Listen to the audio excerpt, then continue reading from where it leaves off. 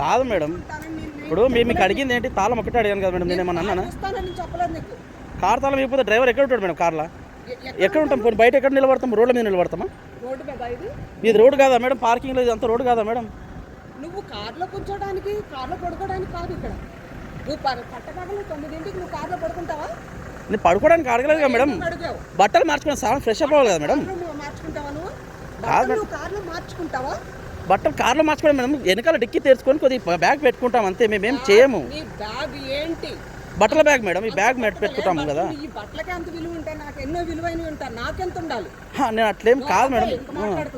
సరే సరే మేడం, సరే మేడం, ఓకే, సరే మేడం.